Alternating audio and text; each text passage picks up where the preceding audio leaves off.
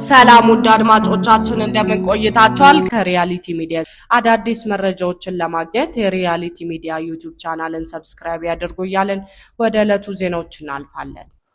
ድምጻዊ ሰማኸኝ በለው ከዚህ ዓለም በሞት ተለየ። ድምጻዊ ሰማኸኝ በለው ሰሜ ባላገሩ ባደረበት ህመም በሕክምና ሲረዳ ቆይቶ በዛሬው ዕለት ሰኔ 8 2018 ዓ.ም ከዚህ ዓለም በሞት ተለይቷል።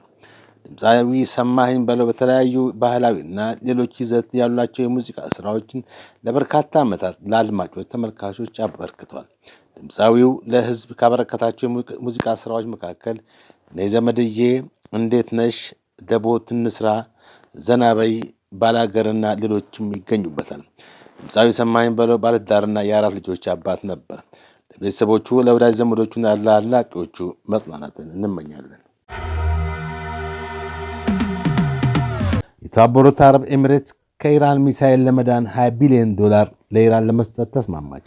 የተባበሩት አረብ ኤሚሬትስ ፕሬዝዳንት ቢን ዛይድ በኢራን የሚሰነዘረውን የሚሳኤልና የድሮን ጥቃት ለማስቆም ከቴህራን ጋር በጓሮ በር መደራደራቸውን ሪፖርቶች አመለከቱ።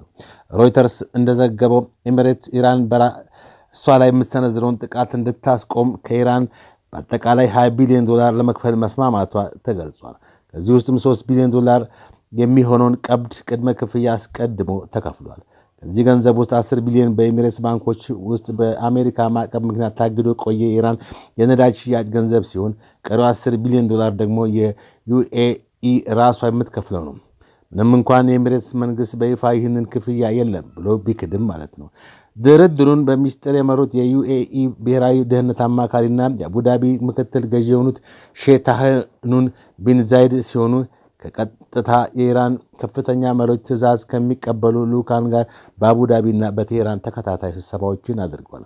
ኢራን ባለፉት ወራት ማለትም ከየካቲት መጨረሻ ጀምሮ የተቀሰቀሰው የምዕራብ እስያ ጦርነት በዩኤኢ ላይ ያደረሳቸው ጥቃቶች ከፍተኛ መሆኑ ተገልጿል። የደረሱ ጥቃቶችን በጠቅላላው 438 ባሊስቲክ ሚሳይሎች፣ 12 ድሮኖችና 19 ክሩዝ ሚሳይሎች በኤሚሬትስ ምድር ላይ አርፈዋል። የዱባይ የንግድና ቱሪዝም ማዕከልነት ፈተና ላይ ወድቋል።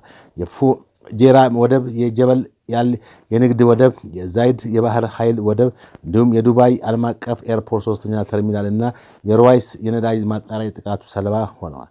በገንዘብ በኩል የደረሰ ጉዳት በአንድ ወር ውስጥ ብቻ ዩኤኢ $120 ቢሊዮን ያወጣች ሲሆን በቀን እስከ 800,000 በርሜል ነዳጅ እንዳታመርትም ተስተጓጉላለች። ይህንን የኢኮኖሚ ትስስር ለመጠገንና የንግድና ቱሪዝም ዝናዋን ለመመለስ ዩኤኢ ገንዘብን እንደ ዲፕሎማሲያዊ መፍትሄ ለመጠቀምም ተገዳለች። ዩኤኢ የአልዳፍራ የአየር ሰፈርን ጨምሮ በርካታ የአሜሪካ ወታደራዊ ተቋማትን ታስተናግዳለች።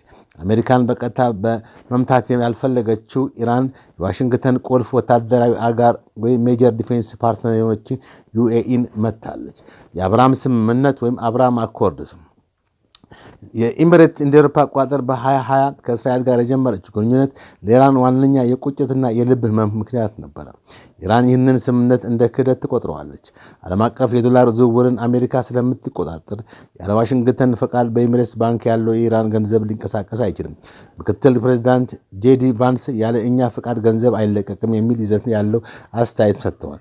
ይሁን እንጂ አሜሪካ በበኩሏ የሆርሙዝ ወሽመጥ ክፍት እንዲሆንና ቀውሱ እንዲቀንስ ስለምትፈልግ ይህንን ምስጢራዊ ሰላም ጥረት በዝምታ ልትደግፈው እንደምትችል ተንታኞች ይገልጻሉ። እዚህ ስምምነት ኢራን ለጦርነት ጉዳት ካሳገኘው ስትል አሜሪካ ከኪሴ የወጣ ገንዘብ የለም ብላ ትከራከራለች። አቡዳቢ ደግሞ የዱባይን ዓለም አቀፍ የንግድና የቱሪዝም ደህንነት አስጠብቃለች።